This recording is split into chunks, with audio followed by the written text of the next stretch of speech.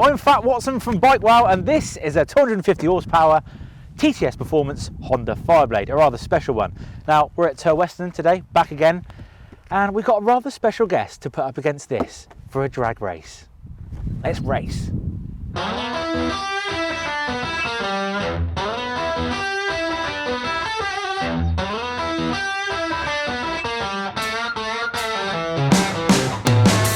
This is a Harley Davidson Breakout. Thanks to TTS Performance giving it a tickle, it now makes 220 brake horsepower but weighs 250 kilos. The Fireblade makes around 250 Great British horsepowers and weighs around 200 kilos, but the Harley should be much easier to launch. Mr. TTS, Rich, Yeah. What the bloody hell is this? It's magic. Yeah, well, yeah, I mean, I just heard the power figures, 220 horsepower? Yeah, so it must be magic, wasn't it? Yeah. Turn 80 horsepower into 220 horsepower. I mean, that's just crazy. How have you done that? Obviously a supercharger, but... Yeah, supercharger, got stronger pistons in there, got a different camshaft, on our own developed and fitted and mapped supercharger conversion. Right. And this is the baby supercharger kit we do, which is still 220 horsepower with a cam. Makes about 140 with a standard cam, but nobody wants that. You might as well have what's there. Stick a good cam in there and it just makes more power 80 everywhere. horsepower just with a cam? Just a cam, yeah. It lets the engine breathe. Stock cams are so mild, you know. There's no power on a standard bike but above 4,000 revs. With this, it's got more power from idle to 6,500. So there's no trade-off. You just get more power everywhere, and throttle response is just there. Now, you've ridden both of these bikes, and remind me of the figures. So the Harley, it was astonishing figures. For a quarter, you did... Best quarter I've done is 9.6 at 142. 142 on a Harley? Yeah. That was, I bet your arms and legs were like that, weren't they? Well, it's trying to blow me off the back. Yeah. So 9.6, Yeah. And then on the Fireblade? Because it wheelies and you can't put the power down, the best I've done is 9.98 at 149. So a Harley is faster than the Fireblade? Yeah. Yeah. It's time for a Harley sound check.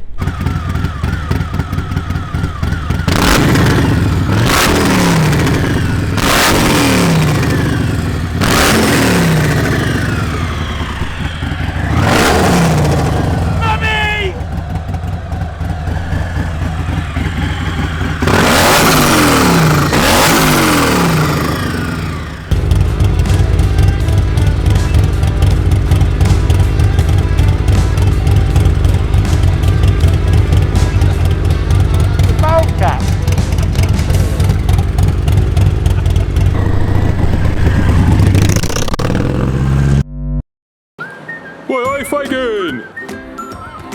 That's pretty hot.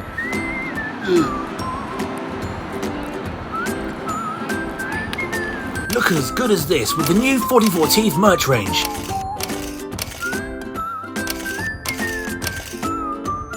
Available now.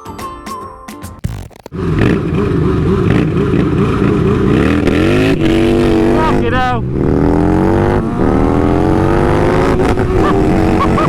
Oh my god!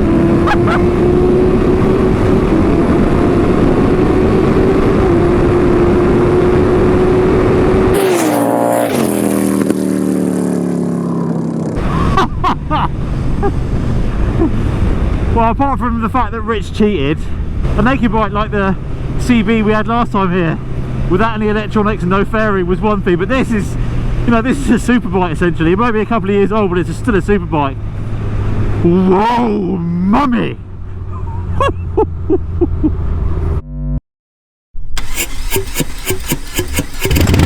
Let's get a decent one this time.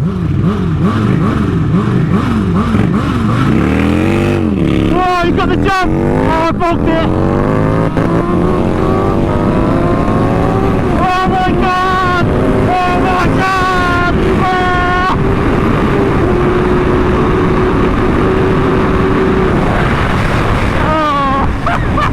Oh! Fucking hell! That's scary! Whoa! I don't think I'm going to beat him off the line, I just can't see it. It's too long, too planted, too fat, too heavy. Below me, really. we cheated. I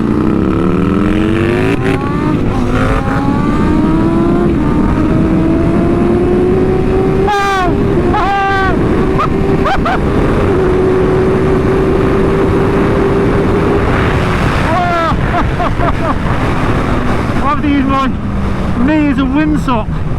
That thing could seriously upset some people at some traffic lights, I'll tell you that. It's like a sleeper edition. I mean, the gearing on these blades is so long anyway, but Richard made it even longer just to try and help it not rev out as much. That was a better start that time. I think I got it dialed, Nige. What a way to wake up in the morning. That is... If my eyes weren't open, they certainly are now. That is... Oh. So much... Like it just such an assault on the senses. You're sort of... The wind's going, it's trying to wheelie, spin a little bit. You're trying to think... You know, look how wide this runway is, and I'm paranoid I'm going to run off it. Oh, it's bonkers. I'm going so fast I've been pushed off the back of the bike, and you're going so fast you're running out of revs. Yeah, it's showing 168 on the... in fifth gear. Yeah, yeah. And it's probably more true speed now because it's geared up. Yes, yeah, so, yeah. You're stomping on up there, aren't you? Perhaps I'll let some tyre pressure out, it might help. It might do the job.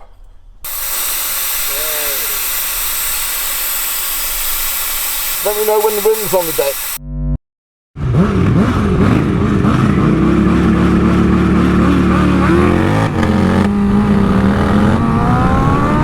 Oh my god! Oh my god! Oh, we need bucket! Oh my god!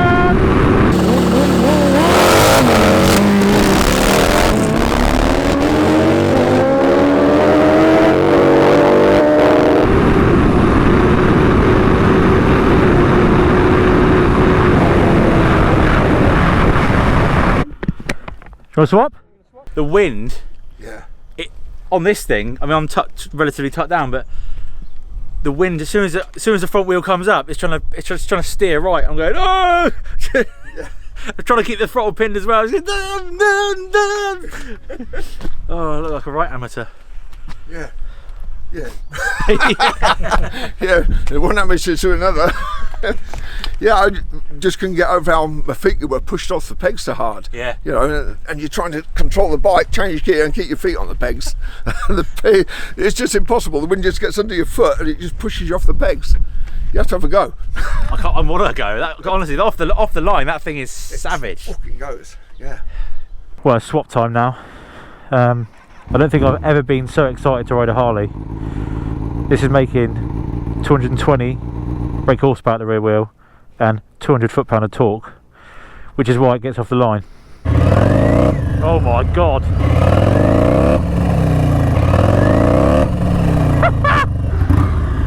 I have no idea what the blooming hell to do.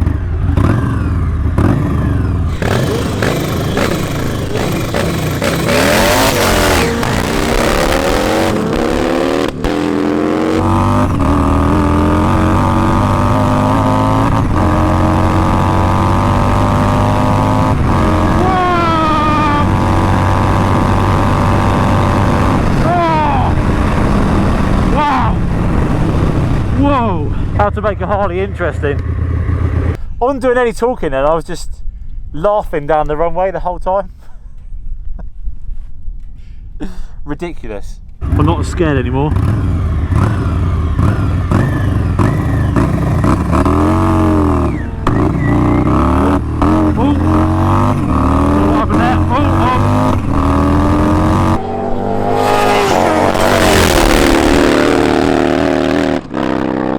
Got a bit of a misfire, Nige. Obviously this is work in progress. This is like a test run almost, as Rich develops this bike. 150 miles an hour on a Harley.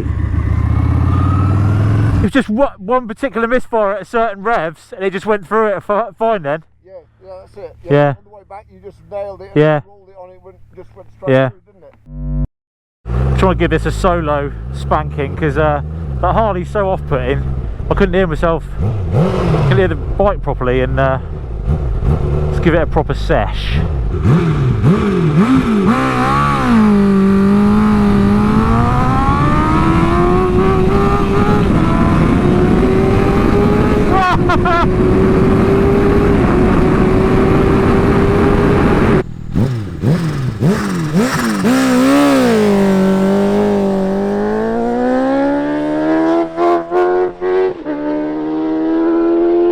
It's so fast, blowing the fairing off. I mean, this is just ridiculous. That CB1000R was enough of an animal. This is another level of insanity. With no electronics, you have to work the throttle and the clutch and the rear wheel connection, but so much more hard work. You really have to put your mind to it. It's so fast it broke the fairing off. That would be the first. It's actually sheared the clip. Wow. Yeah. Well, there you go. There you go, sports fans. Bloody hell, it's broken there as well. So back at TTS Performance HQ, Rich, can you give us, these fine people, an overview of exactly what a supercharger does in less than a minute? Right, so a supercharger is an air pump. Yeah. Simple as that. Faster the pump goes, the more air it pushes. If you push that air into an engine, it sees more air than what it would by normally aspirated, sucking the air in. If you put the right amount of fuel to go with the extra air, you get more horsepower. Simple as that. Simple as that. Simple as that. So more air, bigger bang, suck, squeeze, bang, blow. Yeah. And The bang's bigger. Yeah. Yeah. Hopefully not too big. Yeah. Yeah, as long as you build the motor to suit. A lot of motorbike engines stand a lot of horsepower without any modifications at all. Some need just pistons, maybe a set of rods. So, you know, as much as we do over 70 different supercharger kits, there's very few of them we push so hard that they break. Obviously there are race kits, but people are expected to put the race kit parts in the engine. So forged pistons, forged rods, stronger clutches, stronger gearboxes, etc., etc. So depending on how far you want to go, depends how big a budget you need. So obviously you've got so much more air going in. yeah. How does that replicate on a dyno when you can bring a bike in? How much more fuel does the bike have to guzzle? Okay, so we're stood around in 1 atmosphere of air. Yeah. So the engine is sucking 1 atmosphere of air. If we get a supercharger, that doubles that, twice as much air. Right. If there's no losses in driving the supercharger, then if you did things right and the motors stayed together, you'd make twice as much horsepower. Yes. And so you need twice as much fuel to mix with that extra air to give you the horsepower. And isn't that an issue with some bikes? Yeah, just like we saw earlier, the Harley Breakout, put a supercharger on it, 140 horsepower instead of 80 horsepower. Yeah. Change the camshaft so that you can get the air in, and lo and behold, 220 horsepower. Then you have to start strengthening things up. We've strengthened the pistons, the drivetrain's they've got a weird thing called the compensator on the end of the crank, which gets rid of the horrible, controls the horrible V-twin fire impulses, so we've had to beef that up. On my Harley drag bike, we exploded the clutch, so now we make a billet clutch basket. So it's all about learning, and I push the engines and the bikes and the cars that we have beyond what we normally sell, because I want to know how much headroom there is. Yeah. If I can push like that CBR1000, what a monster, standard engine running 12.5 to 1 compression, do the timing right on the ignition, right amount of fuel, right quality of fuel, 250 plus horsepower on a standard engine. Even the clutch is standard on that bike. Yeah. And we've beaten 10 barrels out of it, and it's still going strong. It's not missed a beat. Now, if we do that to an MT-09, it'll just throw a conrod. So we learn for the sake of our customers, and this is the expense. If we get it wrong and we blow something up, it can be expensive. But most of our kits come out at a really good price. You're looking at any of the motorbike kits are between £3,000 and £5,000. You can't get better horsepower for that. The nice thing is, it's not tuning, it's not making the bike more peaky. No. I mean, TTS are renowned for building engines. We've built a lot of engine, a lot of power, but there's a compromise.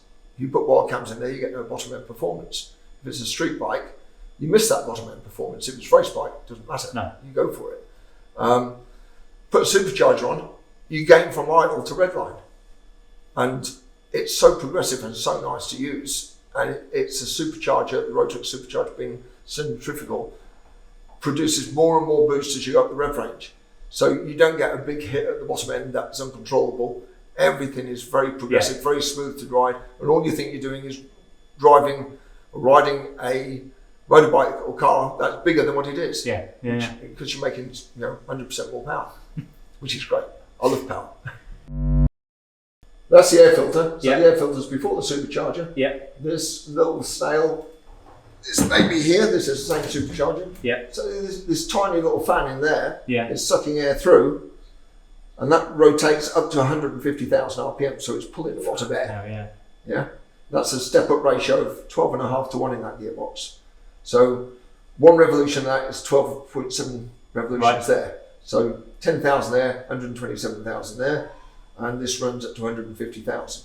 The air goes in there. It goes in there. It's a supercharger. So that spins, pushes the air through here. That goes there, and then in place of what would be your airbox, we've got something that's far stronger. It's made of aluminium instead of plastic. The plenum chamber. The plenum chamber. Which some people will get confused, because some people think a plenum chamber is that area. Sometimes when you hold a fart, sometimes you hold it in and then release it. But that's known as the plenum chamber. But so this is the real. This is the real plenum chamber. So on this bike, there's no intercooler. An intercooler is an intermediary radiator, which dissipates heat. And if you keep the air charge cooler, it's denser and you make more power.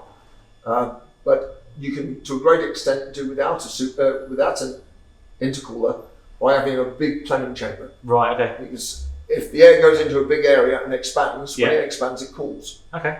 So that's a little one. Yeah, that's a little one. Show us your big one then. Thank you. Thank you, Bob. So plus or minus, this will give you 170 to 250 horsepower. Right. On pump gas, depending on the engine. And then we've got a range. There's a range of 9 different superchargers, but this is a little one. And this is the new big one. This is called the C38R. That's called the C1560. This still revs to 90,000 RPM. And that will give you, on a Ford Mustang, 900 horsepower. We've got a Mustang outside that we're working on at the moment. And so you wouldn't fit this on a bike then? Drag bike, Okay, bike. Yeah, in fact, that might be my next trip with my drag bike. But again, you're then looking at beefing everything up on the whole bike, not just the engine and the gearbox. Your drivetrain, your cush driving, your back wheel, everything has to be beefed right up. And of course, if you're drag racing, you're abusing everything. But the lovely thing about these is that they are half the size and half the weight of any other supercharger. So being so small, it makes it very viable to put on a motorbike, which has never been the case before.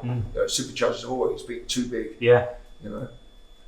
So every day's a fun day. We just enjoy what we're doing. And to that end, I don't think I'll ever retire. Well, great. Thanks, Rich. I'm sure we'll come back and try and sample some more of your fine work. So thanks for a great day. Yeah, thanks very much for coming round. Enjoyed your humour, and you certainly know how to ride a bike, mate. Heard it there first.